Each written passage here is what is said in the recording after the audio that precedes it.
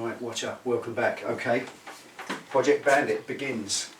At long last, after much left, right, up, down, backwards and forwards, I can start doing something to the Bandit pile. Laid it up roughly 4 months ago now, a little bit longer than I would have liked to, and it's sat with no fuel in it at all, no fuel in the carbs, and the battery disconnected, tyres pumped right up, off the ground for the last 3 to 4 months, about 15 weeks it's been sat here, and that's about the maximum time I'm comfortable to leave it without firing it up.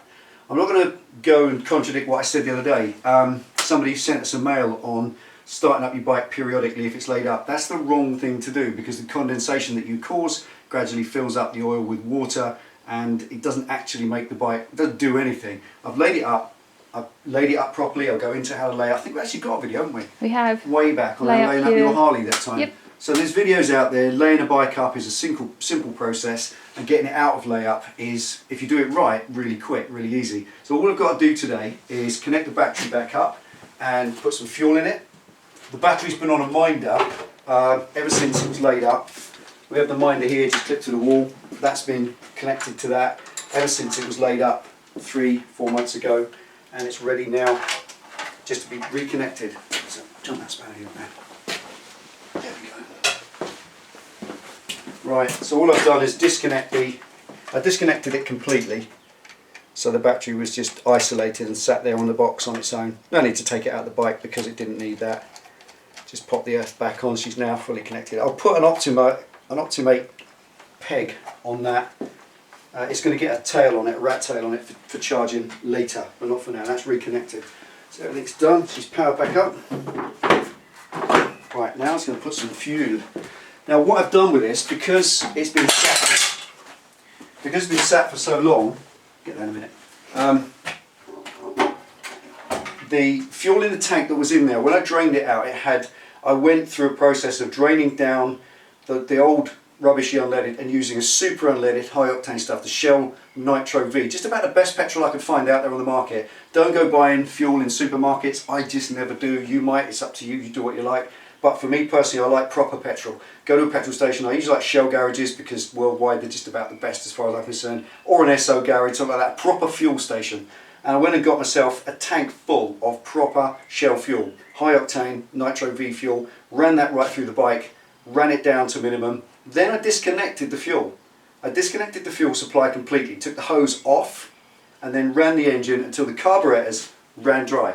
I didn't film it because it's not interesting. And as soon as they run completely bone dry, the bike coughs and cuts out. A couple more seconds, fire it back up, and it will fire up just on the fumes in the system. And you burn it right through until there's nothing, not even a breath of petrol fumes at all. And then the tank, left it open, drained out the last of the fuel, sucked out as much of the fuel as I could, and left that fuel tank open, that cap, for probably about, I think, a week, and let it dry out completely. So it doesn't even smell of fuel. So the whole system's bone dry. So I've got to do, first of all, is pop some fresh fuel in it, and it's the same as I finished with. I've just went and bought 5.5 litres of the best I can, just that Nitro V Shell high octane, 97 octane stuff.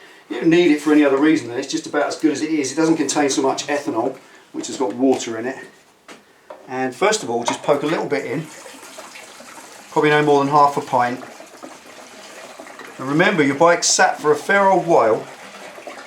I just want enough to cover the bottom of the tank first of all, about a pint or so. And where you get the 3 holes in the bottom of the tank, the 2 screw holes and the actual hole for the fuel tap to go in, there's a rubber joint. That rubber gasket might shrink back and dry out. So I'm just going to have a feel under there first and make sure that where the fuel tap is, there's nothing leaking out that joint as it dries out. It will only leak for a little while. If it does, there's a little tiny residue, so that's perfect proof. But it's fresh fuel that I can smell, not old stuff. Just a moisture. So that's pretty much conducive proof that the joint, the rubber gasket, has received fuel against it and it's starting to puff up already. And that's all good. Right, so I'm just going to pop another, I'm going to put it all in because it's still going to stay laid up. This bike's still going to stay off the road now until about September. But what I'll do with this fuel is run it, probably a litre or 2 through it, run it up and down the road, round the block, and then it will start getting pulled apart. Got some big fun plans for it. That'll do for now. Just Just going to shut that up. And then just going to check with a torch that visually underneath the bike or underneath the fuel tank there's nothing coming out. Right. Okay. Right, breather hose is still off. So I'm just going to pop the hoses back on. Breather hose is off it, which is the hose that opens the valve. Once I put it all back together, we'll fire it up. Join us in a minute. Okay, reconnected all the hoses. Going to pop it on prime now. The prime setting on the carbs, it's just a point where there's a carburetted engine, so the prime setting just turns it to prime. It opens the fuel tap manually, and that will just give a couple of seconds for the fuel to drain down into the carbs and fill the float bowls up where I emptied them out. And again, before anything else, just feeling around them, make sure there's nothing leaking out, because it's only 3 months, it shouldn't be the case, but sometimes gaskets in carbs can dry out and they take a little while just to puff back up and seal again. Nothing, bone dry nice. Right, time to fire it up. First time, 4 months.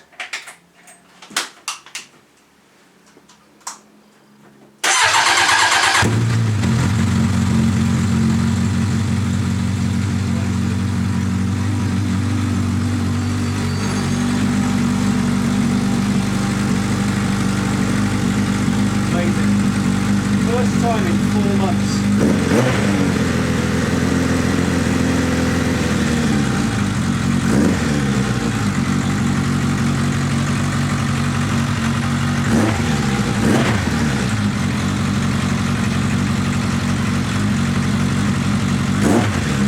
I'm going to warm this through. Once it's all warmed right up, join me in a minute.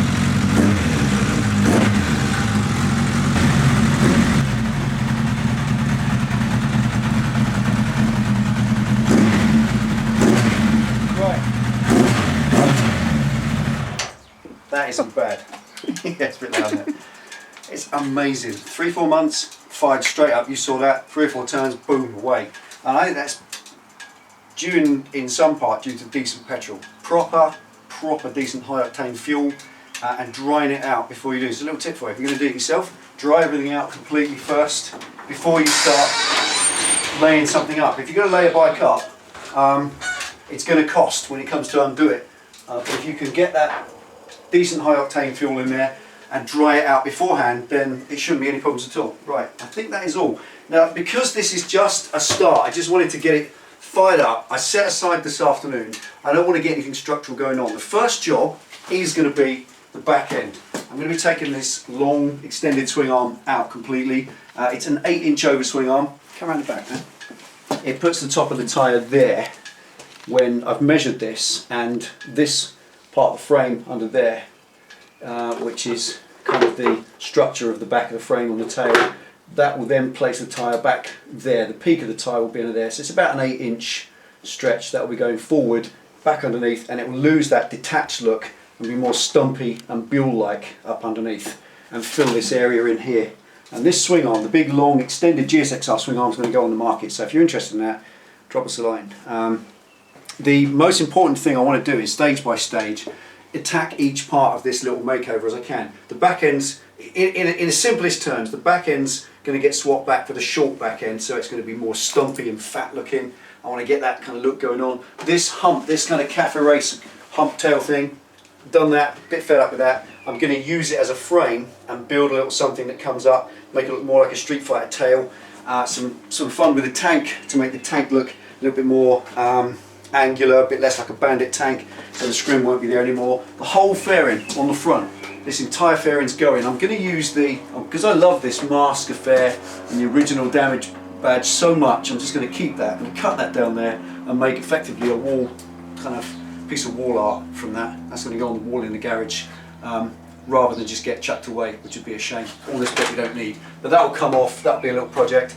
Swing arms coming off. Front mudguard's a standard Bandit mudguard, all decorated up with rat stuff. That's coming off, something a bit different going in there. And the idea is flat number board. So rather than a big headlight, we're just going to put, if I can, some little projector lights, or one little projector light, something barely legal. That's all I want, just daytime legal stuff, and a flat board on the front, or a little flat screen, something like that. Haven't really decided yet, haven't devised what I'm going to do. All I wanted to do this afternoon, it's a bank holiday Monday afternoon, we had a couple of hours spare, I just wanted to make sure it all fires up. I didn't need to start stripping the carbs or pulling the plugs out or dealing with anything to get it fired back up after its 4-month layout. And that's brilliant. It's fired up, isn't it? Mm-hmm. Boom, amazing. Right, Boom. Now that's fired up. The next, I'm early shift tomorrow. It's about 3 o'clock finish. Mm-hmm. So I should be home about 4 o'clock tomorrow. Time to get on this and start ripping this back end out and get that original swing arm put back in. That'll be the first part of the project. Start on that tomorrow. For now, I just want to say a couple of other things really. There's a little bit of a how-to and update. Bit of an update on what we're up to here. The old Idiot Collective caps. If you don't have one, then we do have a new batch just arriving shortly. So if you're going to get one, if you want one, get on the forum. There's a link at the bottom here. And once you've joined the forum, contact Penny Pit Stop for details and show you how and tell you what to do, how to get one sorted, and we'll send it straight to you. Simple as that. They are £10. That's what we charge for them. That covers the cap and the postage to your house, packaging, everything. There's nothing in it for us. It just gives you a cap, and it means that we can identify each other at the runs and meets and rallies and stuff, that sort of thing. Right, the other thing, very interesting, is Penny has some changes. Now, the Bonneville of Doom, which we've spent some period of time doing up, has got to the point where it's done. Penny's ridden it for a little while, enjoys it, don't you?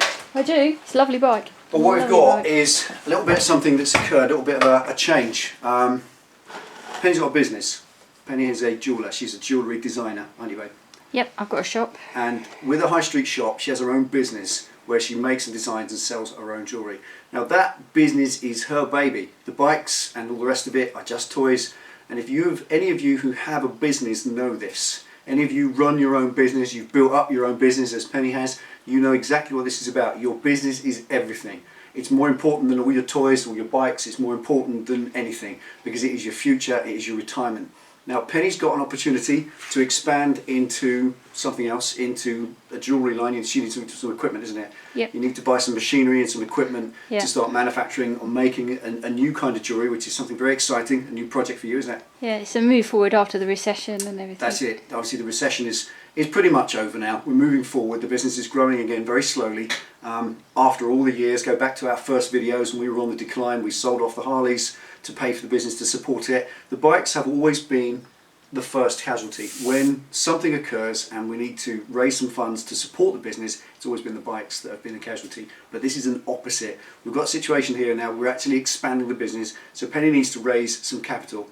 And we're a little bit bike heavy at the minute, we've got kind of one too many. So what we've decided is, or what Penny's decided, is she wants to sell a Bonneville. I know we only just bought it, we only just got it a little matter of a few months ago, and we've done all the jobs to it, the exhaust, the shocks, the frost wrap, and all of the different things that we've done to turn it into what it is.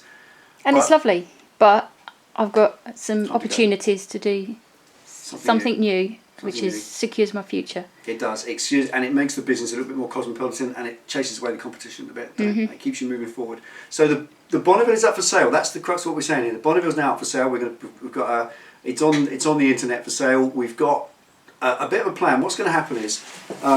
It's quite exciting. The Scrambler, yeah. What we've done is, because the Scrambler's kind of unused, I've got the Bandit project, so I'll have the Bandit on the road by September.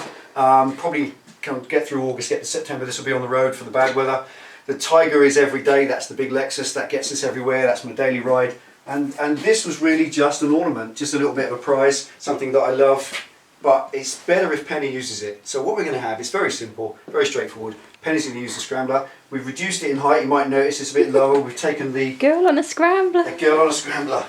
There's a movie, wasn't it? It was a girl on a motorcycle, wasn't it? We've taken the blocks off the back of the shocks here, so we've reduced them to the same length as Bonneville shocks. These tech shocks are brilliant. They come with a little optional block that goes underneath, jacks it back up to full Scrambler height. But this has now been reduced. This is now riding at Bonneville height.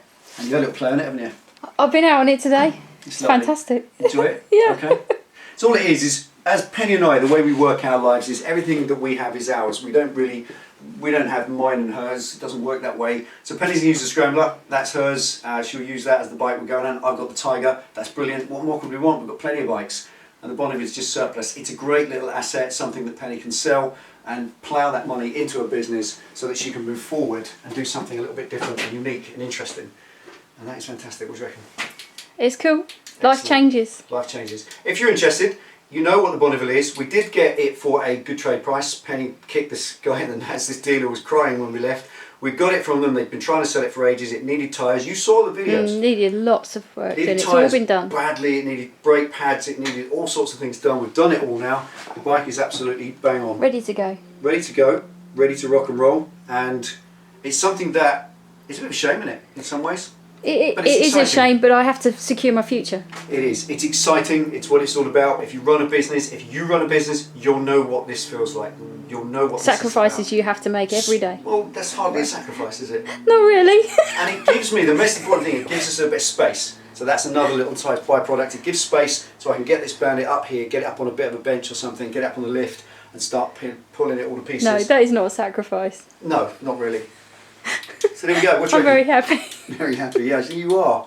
Okay, there we go, folks. That's what it was. A little update. We haven't done anything on this, I know, but it's nice to have it battery reconnected, fuel in the carbs again, fired up. This has always been like this. I've laid this thing up half a dozen times since I've had it, and every time I go to restart it, boom, it fires back up in 2 or 3 turns. Suzuki Bandit is an amazing bike for that. It really is. No leaks, no fuel anywhere, nothing pouring out of it. I'm going to keep an eye on it, and it's now a little thing. I mean, like at the back caliper's starting to bind up a little bit, and that's a sure sign that it's time to stop it laying Plenty up. to do. Get your popcorn ready. Get your popcorn ready. Can I have some?